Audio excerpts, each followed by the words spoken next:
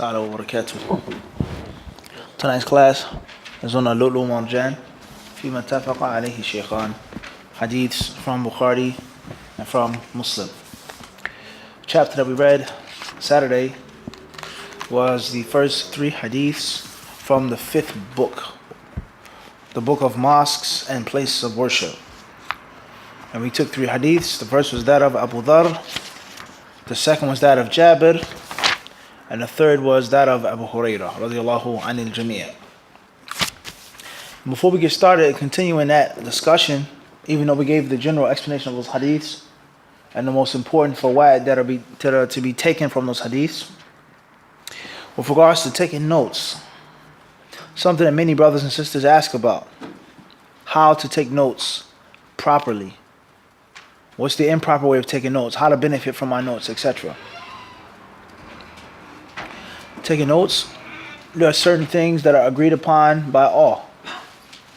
And there are certain things which are methods specific to some people, to certain people, and don't necessarily apply or aren't necessarily useful to all, to others. There's different schools of taking notes. Perhaps what we can agree upon is that you have to take notes of that which you need, that which is needed from the lesson. And there are other levels and other things that are considered to be extra, you don't necessarily need.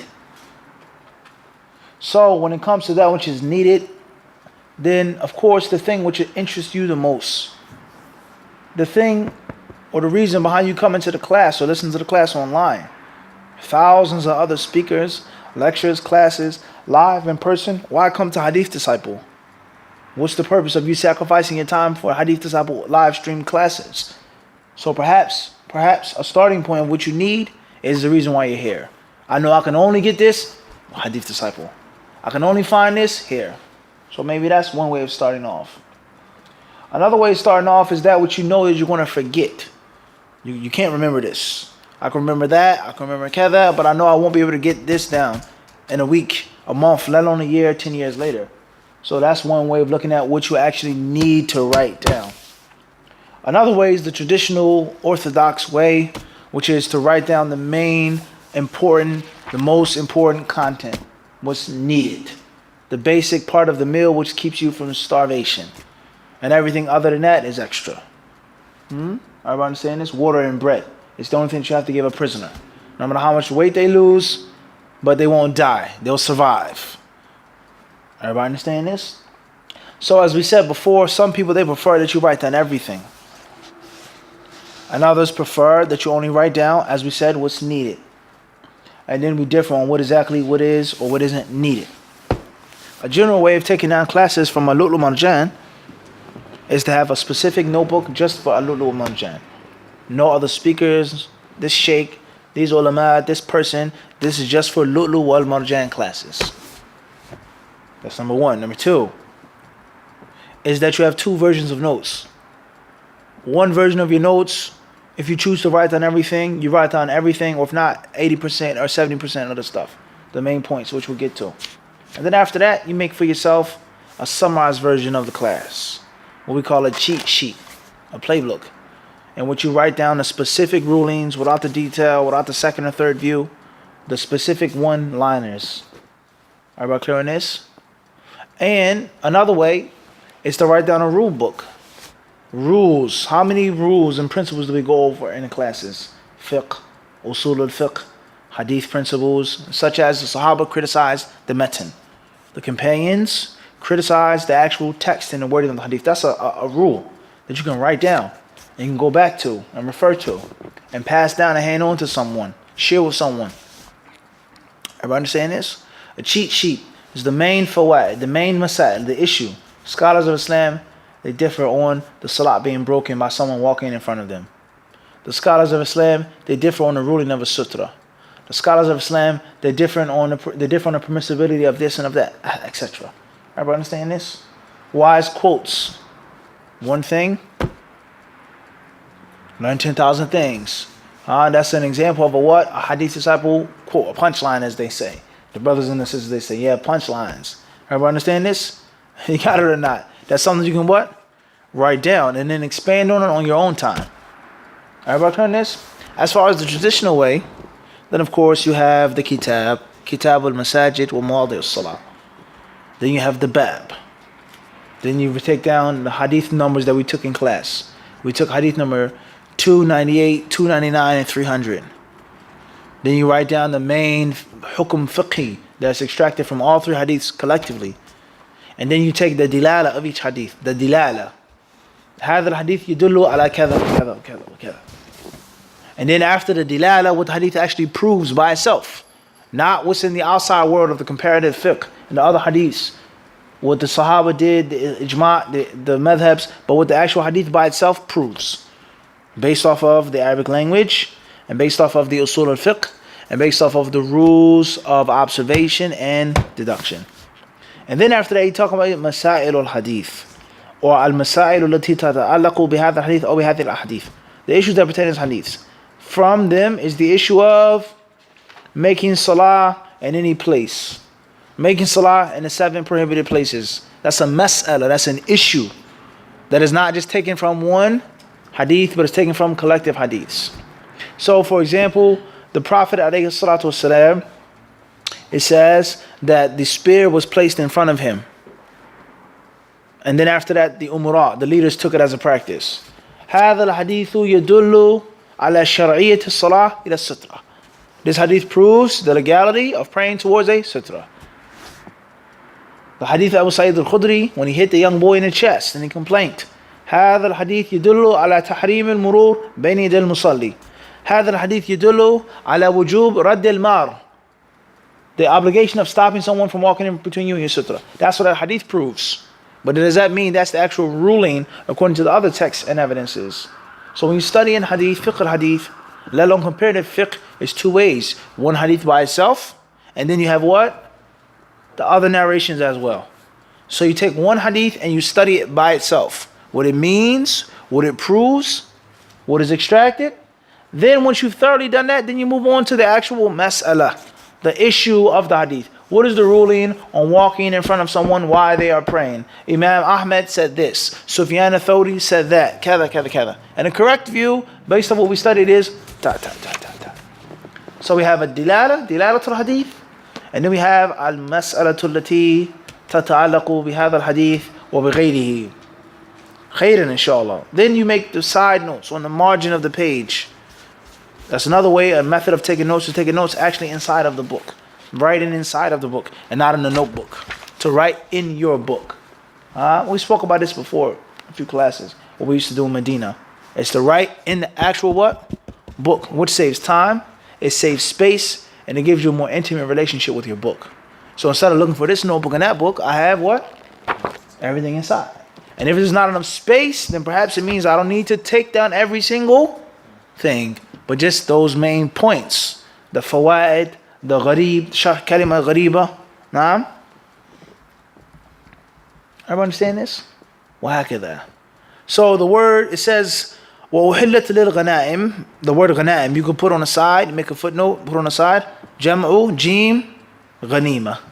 It helps you out when you're learning Arabic and you're studying Arabic.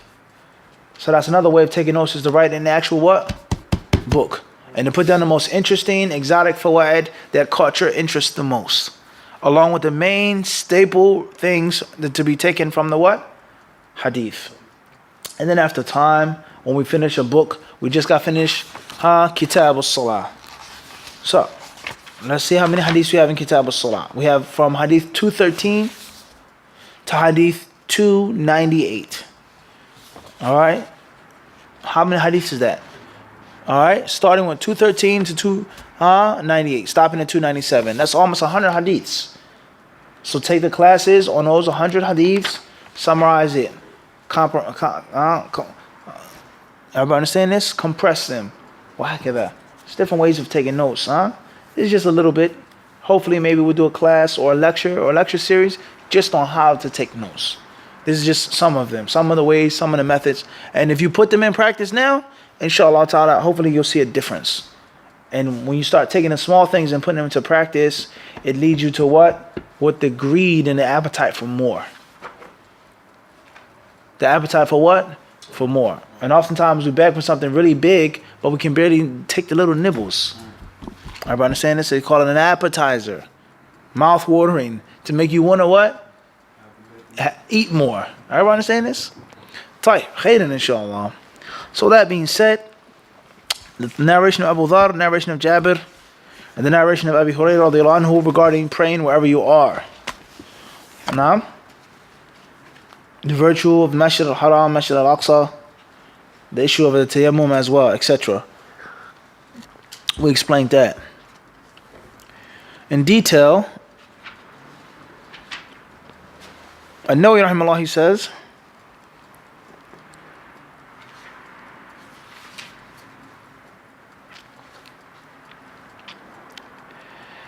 قوله صلى الله عليه وسلم وأحلت للغنائم ولم تحل لأحد قبلي.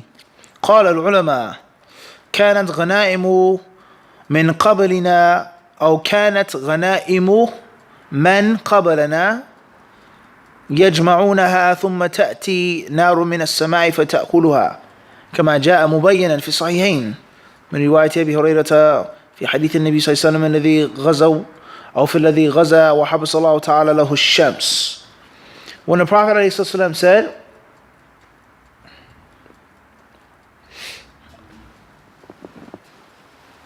and the spoils of war were made lawful for me from the things that were specific to Muhammad's nation, he says this means the spoils of war of the previous prophets and messengers, the previous believers, they would gather them, and then a fire will come down from heaven and it will burn them up. They were not allowed to enjoy the what? Spoils of war. That's something that was specific to what? This ummah. As is reported in the Sahihain, on the authority of Abu Hurairah radiallahu anhu, in which the Prophet ﷺ narrated, in which he fought, and Allah Azza wa Jal extended the day. He extended the day. Habasa lahu shams. Caused the sun not to go away. Tayyib. قوله صلى الله عليه وسلم وجعلت للأرض طيبة طهورا ومسجدا. وفي الرواية الأخرى وجعلت تربتها لنا طهورا. احتج بالرواية الأولى مالك وأبو حنيفة رحمهم الله تعالى وغيرهما ممن يجوز التيمم بجميع أجزاء الأرض. واحتج بالثانية الشافعي وأحمد رحمهم الله تعالى وغيرهما ممن لا يجوز إلا بالتراب خاصة. وحمل ذلك المطلق على هذا المقيد.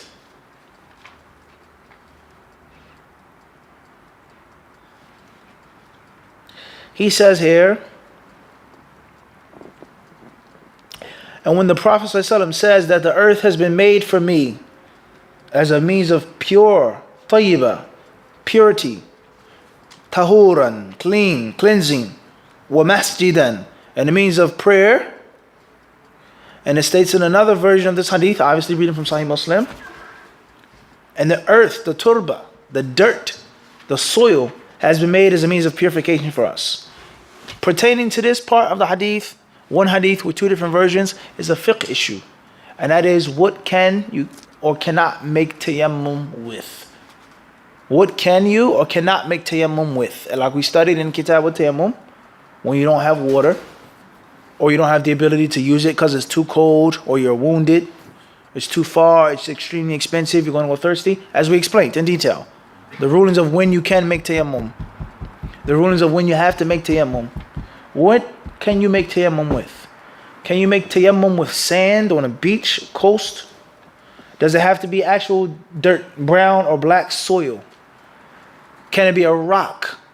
Can you make tayammum with a stone? Can you make tayammum with tree bark? Can you make tayammum anything that comes from the earth? Everybody understand this? They differ. The scholars of Islam, they differ on this issue. And some of them, they say, such as Imam Malik and Shafi'i and others, that you can make tayammum with jami' ajza al-ard, all parts of the earth. Ahmed and Shafi'i, they say only with actual turab, actually turaf. And some say turab harf, got to be actual soil, actual dirt, and not just any other type of dust or anything that's natural and organic from the earth. Everybody understand this? Tight. And he goes on to explain that how it goes to show what we just said. We studying al-masajid, and it takes us back to a tayammum. Studying tayammum, an issue comes up pertaining to masajid. Your fiqh is always back and forth, connected, flexible, never rigid, never stuck in one place. And one question could pertain to 3 or 4 different issues. And if the issue of the faqih or the mufti, if he doesn't know the issue of the tahara properly, he can't even get into the issue of the divorce, the talaq, or the child custody, or the bank, and this and that, so on and so forth. It's all connected. طيب. Then he says, قوله صلى الله عليه وسلم مسجد معناه أن من كان قبلنا إنما أبيح لهم الصلوات في مواضع مخصوصة كالبيع والكنائس. قال القاضي رحمه الله تعالى وقيل إن من كان قبلنا كانوا لا يصلون إلا فيما تيقنوا طهارته من الأرض وخصصنا نحن بجواز الصلاة في جميع الأرض إلا ما تيقنا نجاسته. When the Prophet ﷺ says that it was made as a masjid, he says this means that the previous nations were only allowed to pray in certain places, like we explained on Saturday. They were only allowed to pray in what? Certain places. Temples, churches, synagogues, whatever name or title was used. The believers at that time, they were only allowed to pray in what? Certain places. Places that were especially made for worship, for prayer. Everybody understand this? He says, Al-Qadi and others, they say that this means, one view is they were only allowed to pray in places in which they were sure were pure, tahara, weren't defiled. And he says, and we have been given the liberty of praying in any place, as long as we know that it isn't najis. From the virtues of this ummah is that we're allowed to pray where? Anywhere, as long as it's pure. Rather, we can say, it's permissible and obligatory for you to pray in an impure place if you have to. If you have to. If you're stuck somewhere, you have to pray. Even without wudu, without tayammum, you have to. And that's an issue over which the ulama of Islam, they differ, which is called mas'alatu faqid at-tahurain. The issue of he who doesn't have any way of purifying himself. No wudu, no tayammum, nothing. Or in a hospital bed. Everybody understand this? So a person is a prisoner, captive of the non-Muslims, whatever the case may be, soiled with filth, whatever the case may be. Do you have to pray, or is it allowed for you to delay it? If you pray, do you have to make up the prayer, etc.? Moving forward, he then says, قوله صلى الله عليه وسلم وأعطيت الشفاعة هي الشفاعة العامة التي تكون في المحشر بفزع الخلائق إليه صلى الله عليه وسلم لأن الشفاعة في الخاصة جعلت لغير أيضا. قال القاضي وقيل المراد شفاعة لا ترد. قال وقد تكون شفاعته لخروج من في قلبه مثقال ذرة من إيمان من النار لأن الشفاعة التي جاءت لغيره إنما جاءت قبل هذا وهذه مختصة به كشفاعة المحشر وقد سبق في كتاب الإيمان بيان أنواع شفاعته صلى الله عليه وسلم. He says here, when the Prophet ﷺ says, I've been given the shafa'ah, it is the grand shafa'ah, the general shafa'ah, which is in the place of standing, the mahshar, when the people will be standing, awaiting judgment, awaiting them being held responsible for their deeds. And the people will be awfully terrified, afraid, and scared. The unconventional spectacles, as we mentioned in the khutbah last Friday, about Yawm al-Qiyamah. Things are going to take place. Very, very, very long day. Things are going to what? Take place during that day. And the people will become afraid, they become exhausted and worn out, and they will go to the Prophet ﷺ asking him to commence the judgment. Because it's such a terrible thing. Just stop and think about that for a second. People on that day will know that they are doomed. There is no doubt, there is no kufr, there is no rejection of Allah. That's why we say Maliki Yawmiddin. The owner, the Lord of that day. And Allah Azza wa Jalla is the owner of all days. He's the judge of all days. However, on that day, everyone will accept. No one will be able to hide what he knows is in his heart. وَجَحَدُوا بِهَا. Allah says about Fir'aun and the people of Fir'aun. They rejected. They belied our signs and our ayat. وَاسْتَيْقَنَتْهَا أَنفُسُهُمْ. Even though deep down inside, what? They knew it was true. They knew Musa was true. They knew his message was true. But they had the ability to already, arrogantly say it's not true. It's made up. You're mad, you're crazy, you're this, you're that. On that day, no one can reject. It's the haqq. Ayn al-yaqeen. Ayn al-yaqeen. On that day. As Allah Azza wa Jal, He mentions, أَلْهَاكُمُ التَّكَاثُرُ حَتَّى زُرْتُمُ الْمَقَابِرِ. Then Allah says what? What does Allah say? What's the next ayah? أَلْهَاكُمُ التَّكَاثُرُ كَلَّا. You will know. Then Allah says, then you will what? Then after that Allah says what? Ilm al-yaqeen. You will surely see it. Then what? ثُمَّ لَتُسْأَلُنَّ يَوْمَئِذٍ عَنِ النَّعِيمِ. You'll be asked on that day and you won't be able to reject. And that's the highlighting point. You won't be able to what? Reject. Everyone will believe on that day. It's no good you being a Muslim on Yawm al-Qiyamah. It's too late. Class. You had a long enough life to be a Muslim. So on that day, it's going to be so horrible that the people know they're doomed. They know that they're ruined. But the standing is so terrible that they would just want it to be, just get it over with. Just stop and think about that. How horrible that is. You know that you're going to jail for life. But you've been in jail for such a long time, waiting for the trial. You're begging, please, just sentence me. I'm tired of just being here. That's serious. Or when Allah talks about the people asking to be taken out of the hellfire. Asking for one day. Khafif. Just give us one what? One day from the punishment. Just imagine that.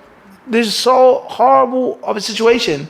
I know I have to go back tomorrow, but one day feels like what? That's a miserable thing. May Allah protect us from that. It's horrible if you just think about that. There's no escape. But one day makes a difference. A'udhu billah. Us in our worldly lives, we'll say, what's the difference? I'd rather just stay here. I don't want to go out of jail and then go back.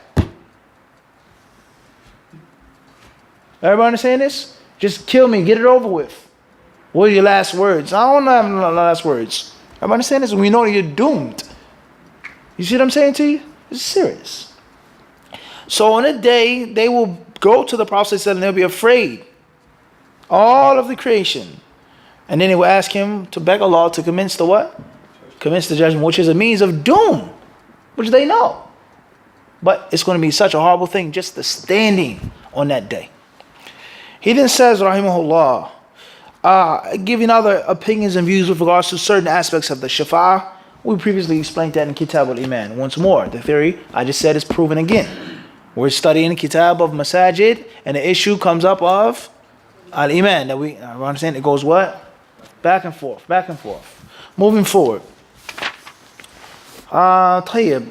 He says here, قوله صلى الله عليه وسلم أعطيت جوامع الكلم وفي الرواية الأخرى بعثت بجوامع الكلم قال الهروي يعني به القرآن جمع الله تعالى في الألفاظ اليسيرة منه المعاني الكثيرة وكلامه صلى الله عليه وسلم كان بالجوامع قليل اللفظ كثير المعاني.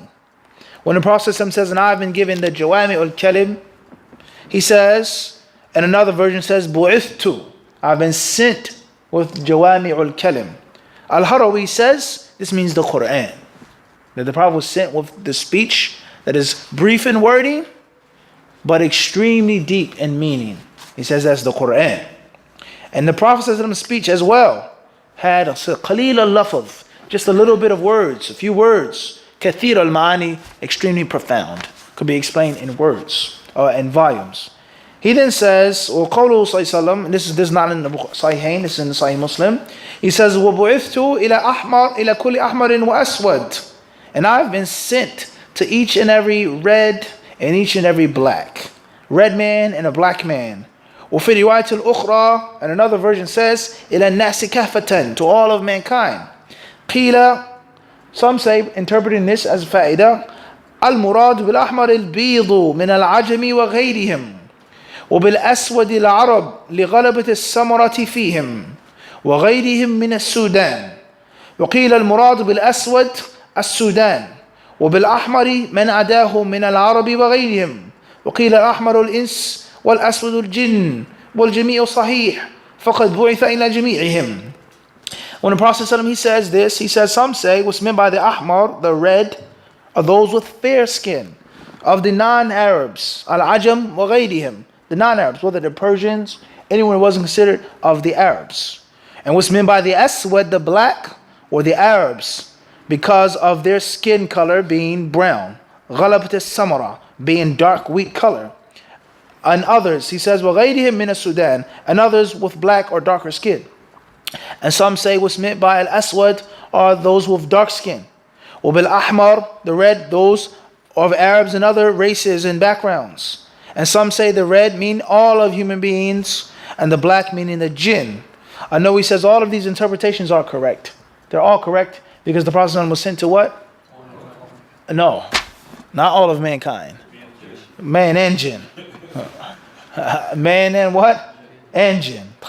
What's important is when you're studying fiqh sunnah, you get the different aqwal, interpretations like we always take. It gives you the richness of the hadith and of the hadith culture. Everybody understand this? Khairan inshallah. Let's move on with tonight's lesson. Says here, chapter number 1. And those first 3 hadiths, why aren't they in a chapter by themselves? We've explained that previously before. He says, Babu ibtina'i masjid al-Nabi sallallahu alayhi wa sallam. Chapter 1, the building of the Prophet's mosque. The building of the Prophet's mosque. I.e., this is a lesson in seerah. It's a lesson in what? Seerah. Fiqh al-Hadith gives you everything. We just took Aqidah, intercession, shafa'ah. We took Aqidah, talking about who the Prophet was sent to. We took fiqh, tayammum. Everybody understand this? And now we're also learning and studying what? Seerah. How the Prophet ﷺ, when the Prophet ﷺ, why the Prophet ﷺ built his masjid. Everybody clear this or not? So this is also what? Seerah. And also extracting the rulings of building a masjid from the Prophet ﷺ's seerah. The seerah is full of benefits. Says here, Hadith Anas radiyallahu anhu, قال قدم النبي صلى الله عليه وسلم المدينة فنزل أعلى المدينة في حي يقال لهم بنو عمرو بن عوف فأقام النبي صلى الله عليه وسلم فيهم 14 ليلة ثم أرسل إلى بني النجار فجاءوا متقلد السيوف فكأني أنظر إلى النبي صلى الله عليه وسلم على راحلته وأبو بكر ردفه وملوا بني النجار حوله حتى ألقى بفناء أبي أيوب وكان يحب أن يصلي حيث أدركته الصلاة ويصلي في مراضب الغنم وأنه أمر ببناء المسجد فأرسل إلى ملأ من بني النجار فقال يا بني النجار ثامنوني بحائطكم هذا قالوا لا والله لا نطلب ثمنه إلا إن الله قال أنس فكان فيه ما أقول لكم قبور المشركين وفيه خريب وفيه نخل فأمر النبي صلى الله عليه وسلم بقبور المشركين فنبشت ثم بالخرب فسويت وبالنخل فقطع فصفوا النخل قبلة المسجد وجعلوا عضادتيه الحجارة وجعلوا ينقلون الصخر وهم يرتجزون والنبي صلى الله عليه وسلم معهم ويقول اللهم لا خير إلا خير الآخرة فاغفر للأنصار والمهاجرة. طيب, chapter 1 says building of the Prophet's mosque. Hadith number 301. Anas radiallahu anhu, he narrated, when the Prophet ﷺ arrived at Al-Madinah, he dismounted at the upper side of Al-Madinah amongst the tribe called Banu Amr bin Auf. He stayed there for 14 nights, and then he sent for Bani al-Najjar, and they came armed with their swords, as if I'm looking just now as the Prophet ﷺ was sitting on his rahila, his mount, with Abu Bakr riding behind him, and with Abu Bakr, it says, and all of Banu al-Najjar around him, till he dismounted at the courtyard of Abu Ayyub's house. The Prophet ﷺ loved to offer salat, prayer, wherever the time for a salat, the prayer was due, even at sheepfolds. Later on, he ordered that a mosque should be built, and sent for some people of Bani al-Najjar, and said, O Banu al-Najjar, suggest to me the price of this walled piece of land of yours. They replied, no, by Allah, we do not demand its price except from Allah Ta'ala. Anas radiallahu anhu added, there were graves of pagans in it, and some of it was unleveled, and there were some date palm trees in it. The Prophet ﷺ ordered that the graves of the pagans be dug out, and the unleveled land be leveled, and the date palm trees be cut down. So all that was done. They aligned these cut date palm trees towards the qibla of the mosque as a wall, and they also built 2 stone side walls of the mosque. His companions brought the stones while reciting some poetic verses. The Prophet ﷺ was with them, and he kept on saying, "There is no goodness except that of the hereafter, O Allah. So please forgive the Ansar and the Muhajirah, the helpers and the immigrants."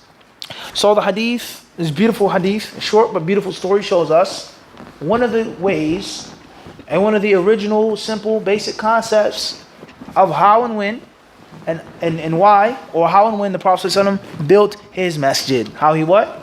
Built his masjid. Location, price, the cooperation, the labor force, etc.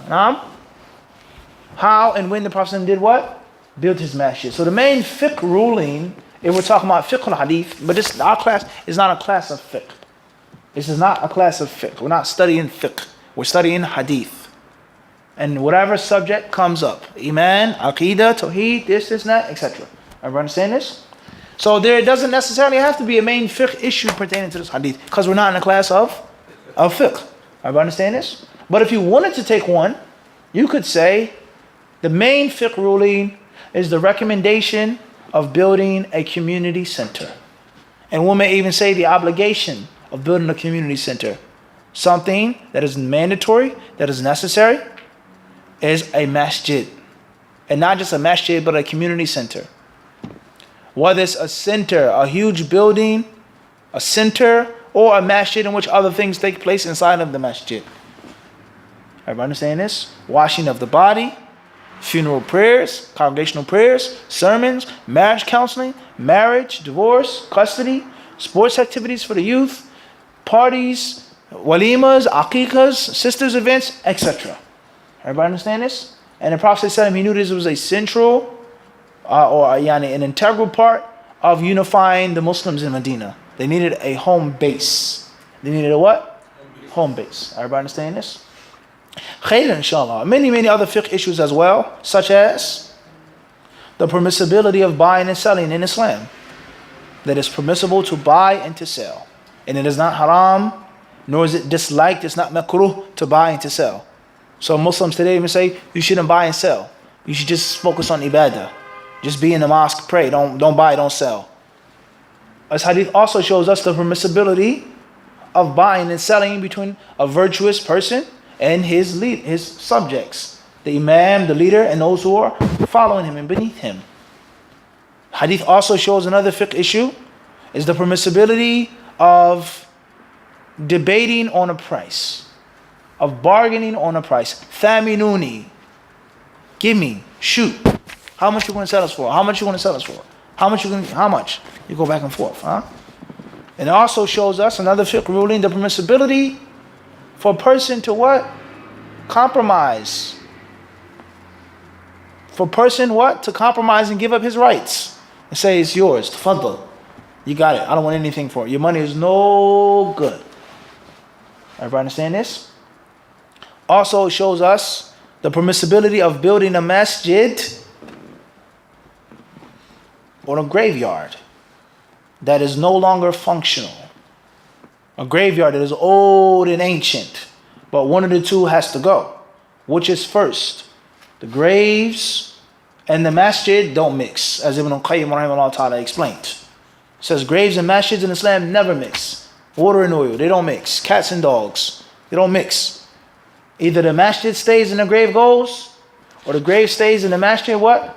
Goes. There's no masjid and grave. In the Muslim world today, how many mosques have graves inside of them? Tombs inside of them. Mausoleums inside of them. It's unfortunate. What's important is, there were old graves of pagans. Everybody understand this? There are many other fiqh issues as well, which we'll get into bi-idhnillahi ta'ala. Another fiqh issue as well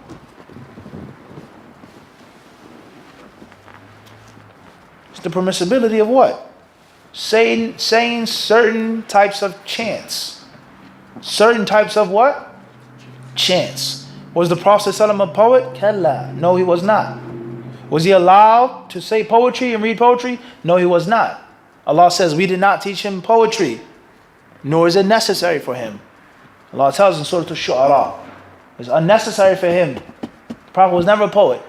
But are there times in which the Prophet ﷺ said half of a line or an entire line? Are there times which the Prophet quoted someone else's poetry?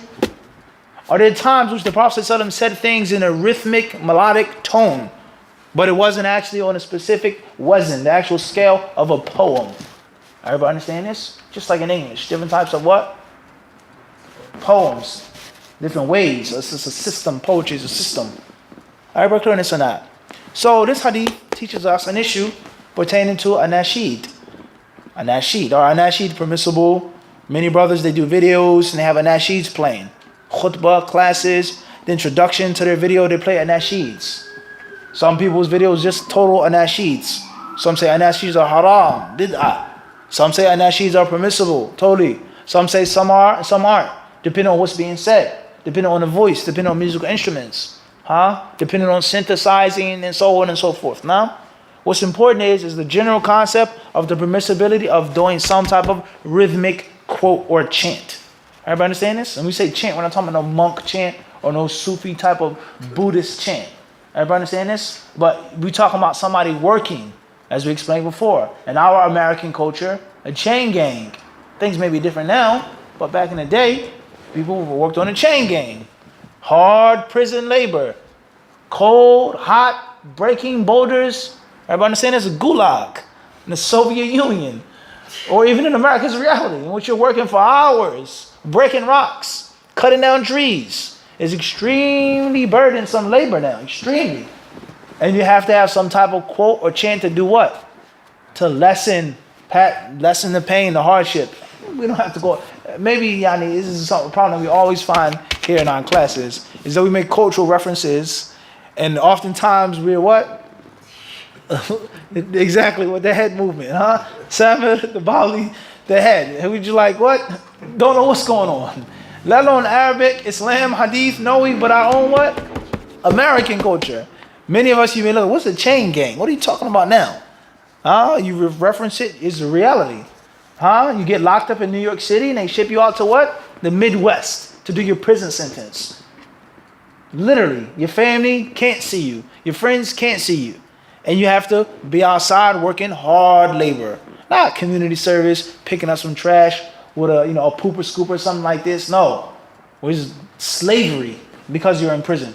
Everybody understand this? And they needed things to do what? Allow them to what? Pass the time. Allow to lessen the pain of the hard back-breaking labor.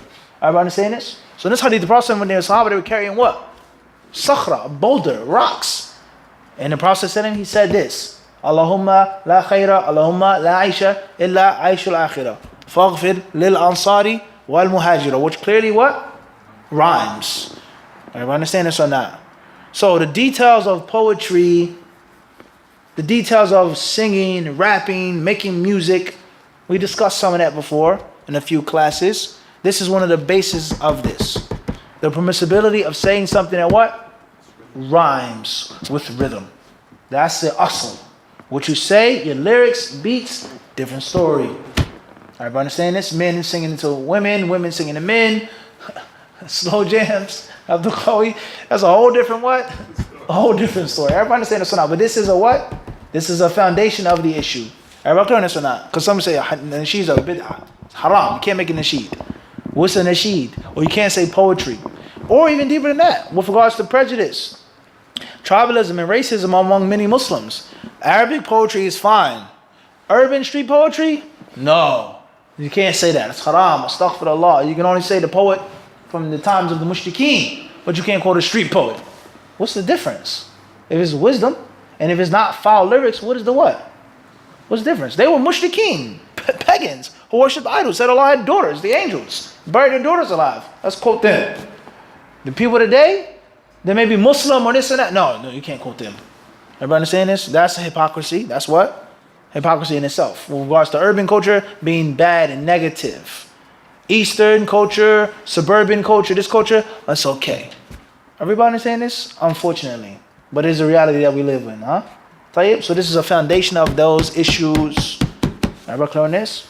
Khairan, inshallah. Also, the hadith shows us the permissibility of carrying weapons in Islam. That it's permissible to carry a sword. Where you live, Canada, America, UK, Greenland, Iceland, Scotland, is it permissible to walk outside with a sword?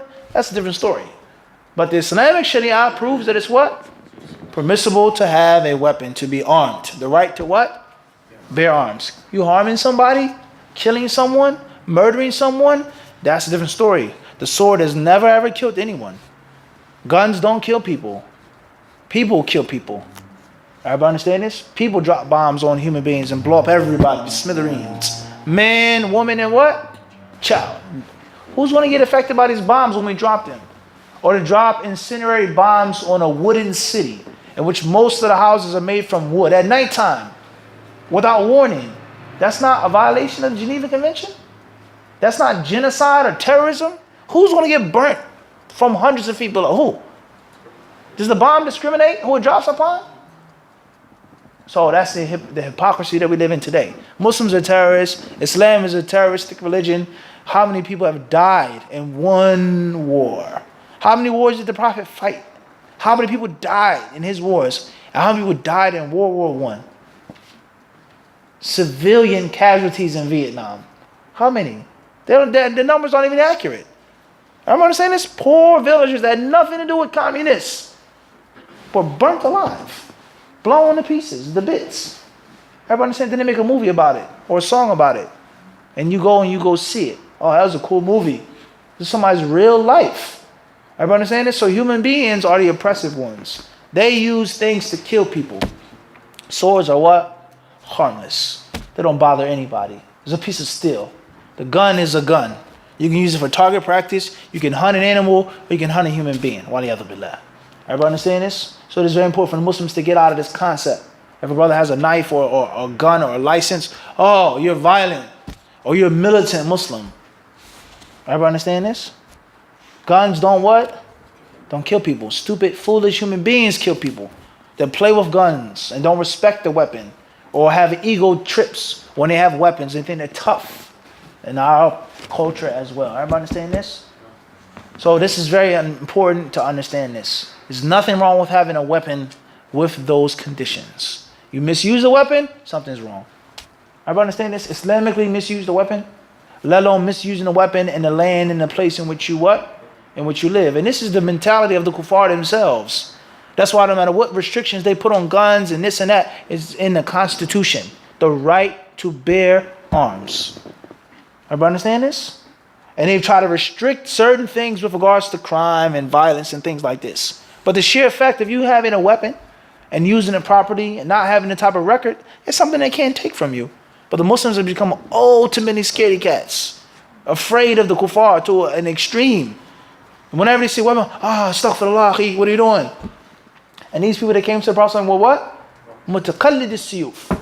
Carrying and holding out their what? Their swords. What was the symbolicism of that? What did it mean? They were going to protect the Prophet. They were willing to die, etc. Everybody understand this? Moving forward. Hadith also shows the permissibility of someone riding behind you. And it also shows that perhaps one may say it's recommended to make the prayer wherever it's time to make the prayer. Pray where you are. Also shows us the permissibility of praying in the pens of sheep and goat. The permissibility of what? Praying in the pens of what? Sheep and goat. And pertaining to that issue is another issue. And that is of the droppings, the waste of sheep and goat considered pure or najis. Some of the ulama use hadith to prove that it's pure. You can pray in your area. In most cases, even you go to a slaughterhouse, it's not free from what? Not najis, from the droppings of the sheep or the goat. Everybody understand this? The waste of these types of animals. Now, that's one issue. Is it permissible to pray where camels are? Is camel urine najis or not? Etc. That's another what? Another issue. Moving forward. And there are many other fiqh issues as well that pertain to this hadith. That pertain to this what? That pertain to this hadith. Khairan, inshallah. This hadith shows us the virtue of the Sahaba. Away from the fiqh issues, it shows the virtue of the Sahaba and how they wanted the hereafter. That was the true commerce. That was the true money, was that of the hereafter. And the material things didn't mean that much to them. We want the ajr, the reward from Allah subhanahu wa ta'ala. How they were willing to serve. They were willing to protect. They were willing to live and to die for Islam, for the Prophet sallallahu alaihi wasallam. Hadith also shows us the virtue of Abu Ayyub al-Ansari radiyallahu anhu. And it shows us the virtue of these mentioned tribes as well.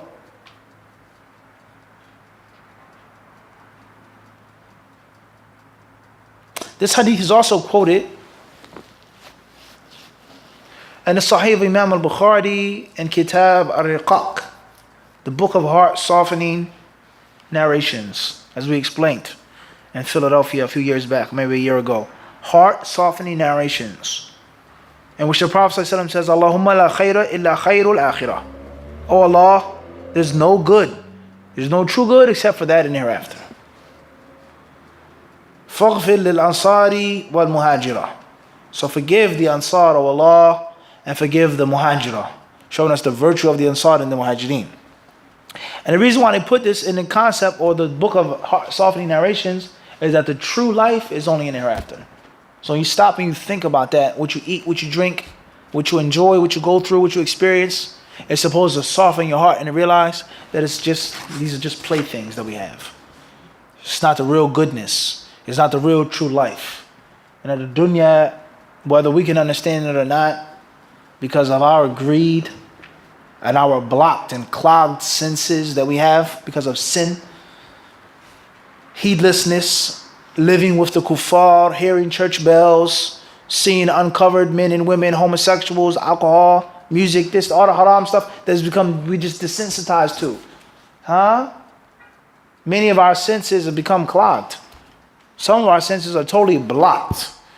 We can't even hear anymore, see anymore. We can't even feel. Someone poked you with an ice pick, you wouldn't even feel it, like a dead body. There's no feeling left. Waliyadhu billah. This goes to show us that whether we understand this or not, this is what we have to believe in, is that this life is not the real life. It's not the true life. But it's very easy to become tricked by the hayat al-dunya. Easily said. Practicing it, it's a different what? Different story.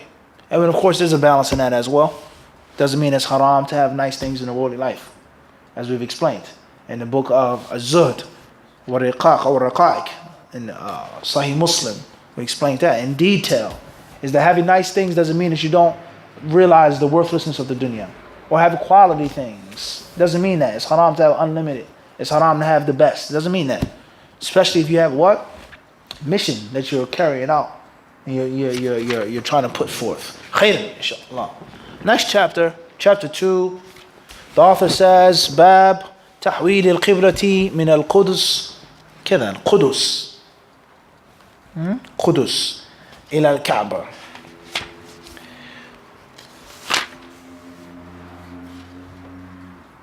An-Nawawi rahimahullah ta'ala, he says here, and I want to stop with this tonight.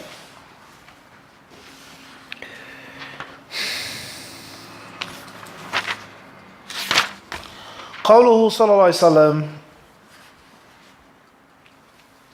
أو قوله قالوا لا والله ما نطلب ثمنه إلا إلى الله. هذا الحديث كذا هو مشهور في الصحيحين وغيرهما.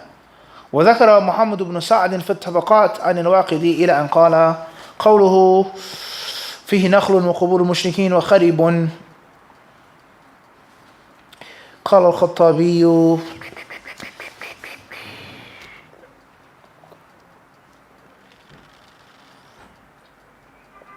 فأمر رسول الله صلى الله عليه وسلم بالنخل فقطع.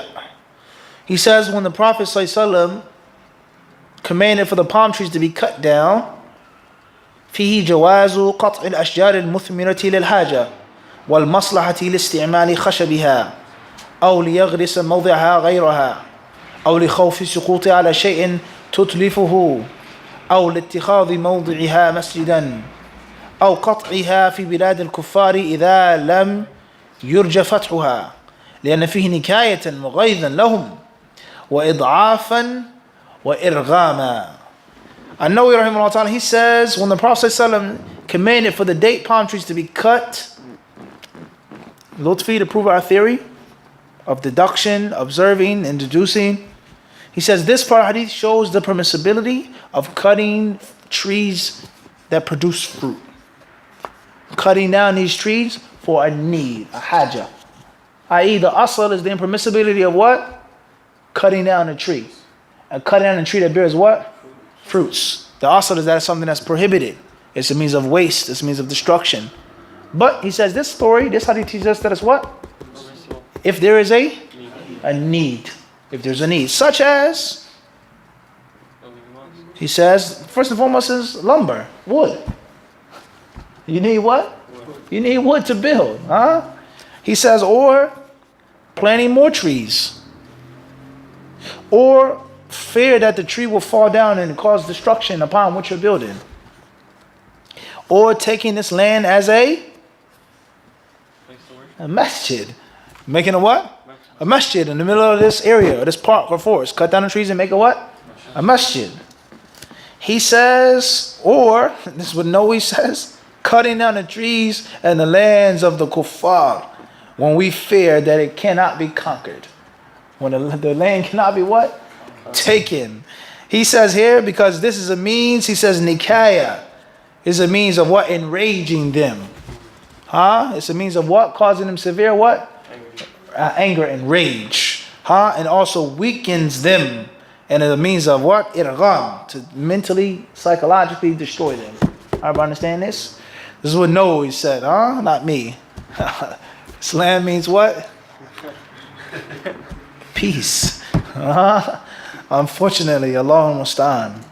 قوله وبقبور المشركين فنبشت فيه جواز نبش القبور الدارسة وأنه إذا أزيل ترابها المختلط بصديدهم ودمائهم جازت الصلاة في تلك الأرض وجواز اتخاذ موضع مسجدا إذا طيبت أرضه وفيه أن الأرض التي دفن فيها الموتى ودرست يجوز بيعها وأنها باقية على ملك صاحبه أو صاحبها وورثته من بعده إذا لم توقف.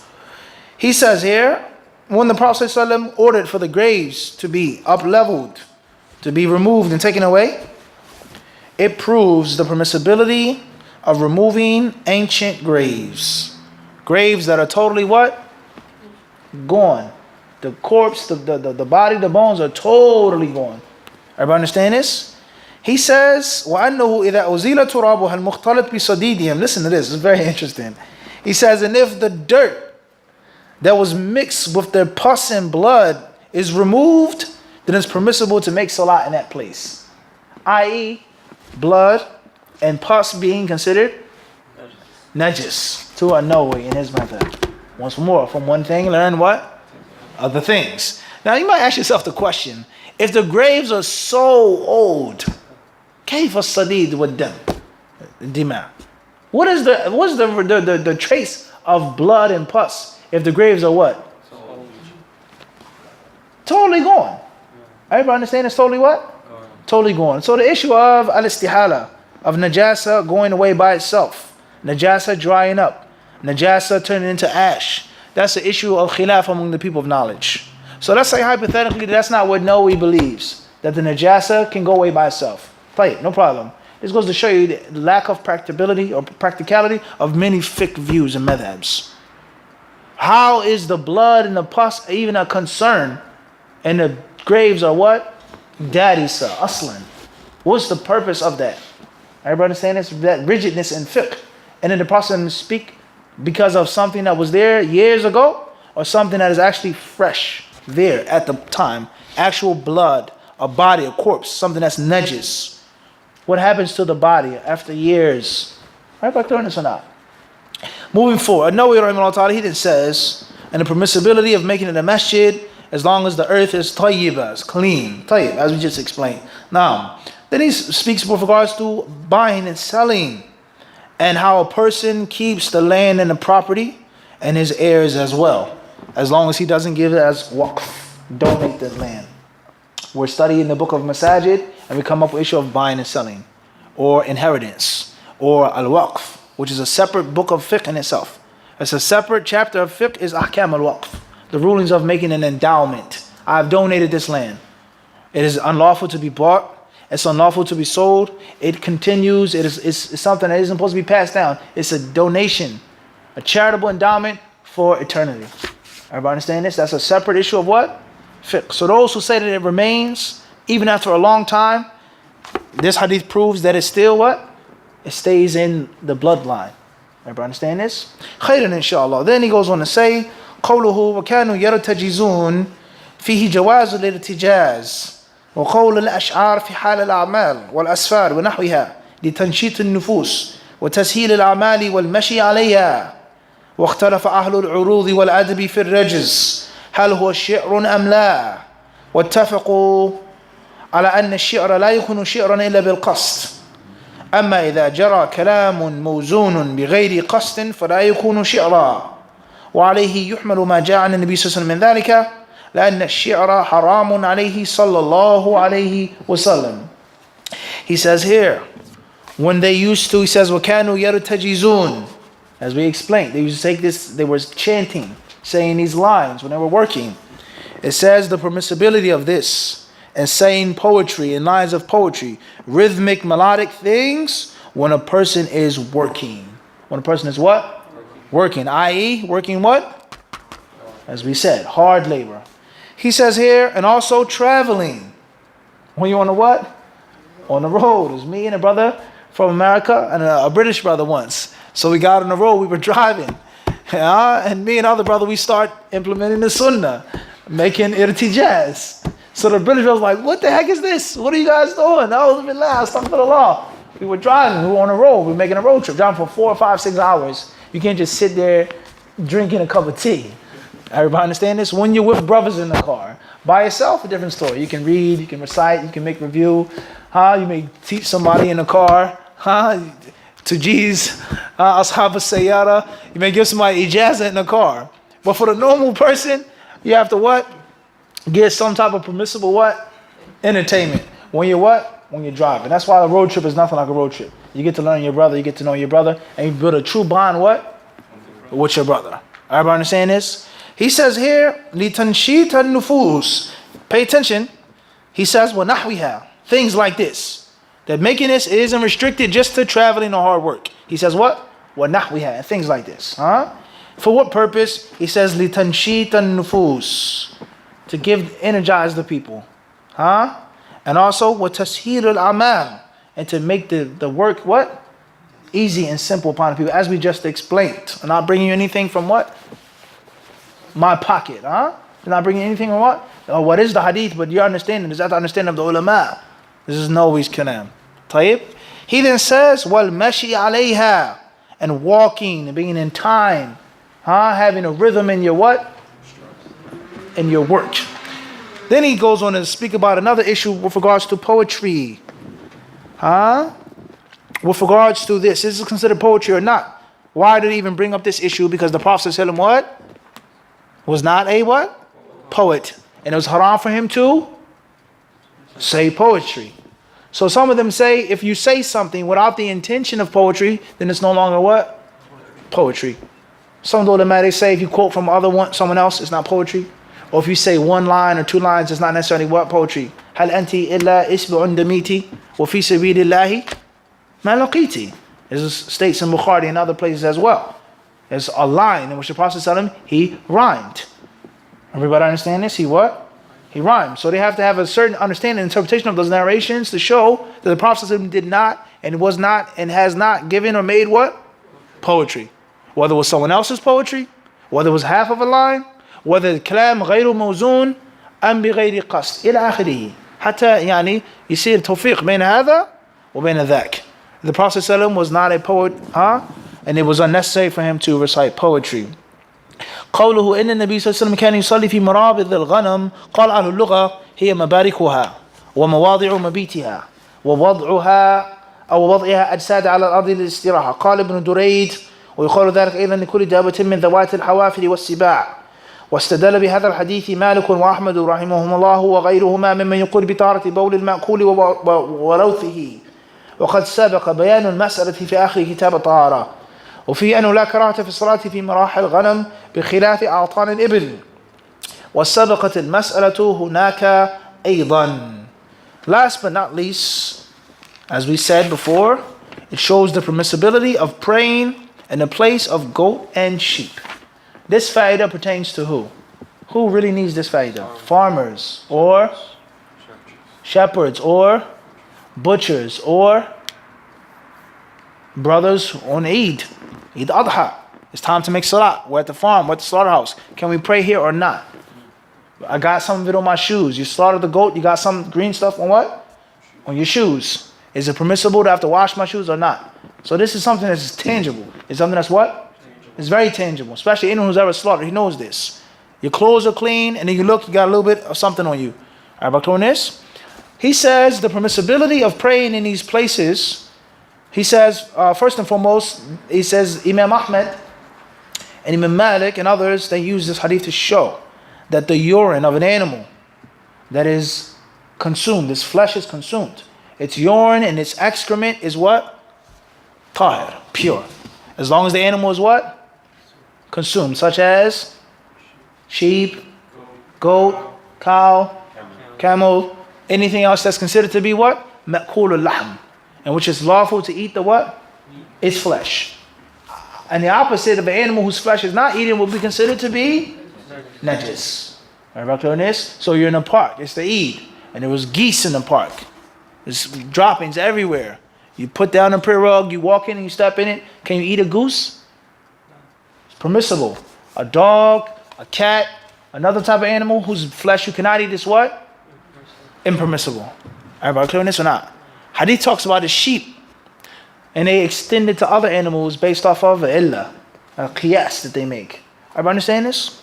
And it goes to show once more that the tahara pertains to the salah and the salah pertains to the tahara. He then says here, we've explained that in detail in Kitab al-Tahara, and it also shows that there's nothing that's disliked about praying in the folds or the holding pens of sheep and goat, not like camels, which we previously explained, the impermissibility or the karaha of praying in the place of what? Camels. There's two differences now. Listen carefully. A camel, its urine being pure, its stool being pure, has nothing to do with the issue of praying in the place of the what? Of the camel. Two different issues now. Two different what? Two different issues. Imam Malik and Imam Ahmed, they said if it's ma'kul al-lahm, the flesh is permissible to eat, then its urine and its excrement is what? Or its stool is what? Its droppings are what? It's tahir. Clear on this? Also included in that, not just sheep and goat, is actual camels as well. You can eat camel meat, no doubt. But the concept of praying in the place of camels, is that something which is haram? Is it makruh? It's a difference between the two. Just like eating camel's meat. Just because the camel's meat makes you make wudu, it doesn't necessarily mean that the camel meat has to pertain to ma'masat an-nar, that which is cooked upon a fire, as we thought in Qur'an al-Hadith. The Sheikh says, la. He says there's some people who eat raw camel as well. They slice the hump open, he says, and they slice it into very thin slices, like sushi. He says, and it's a delicacy which they enjoy. And it's what? Nayyid. Matbukh. It's not cooked. It doesn't mean that, I don't have to make wudu. Everybody understand this? The issue seems like it's connected, but in actuality it's what? It's not connected. Camel meat is one thing, cooked or uncooked. Everybody understand this? The camel's urine being pure, its droppings being pure, doesn't mean that it's okay or preferable to pray in its what? In its place for another reason, not pertaining to the tahara or the najasa of the bowl or the roth. Arift? Wallahu alam. We'll stop here bidnillahi ta'ala. Tomorrow night, hopefully, will be the next chapter. And Allah subhanahu wa ta'ala surely knows best. Jazakumullah khairan.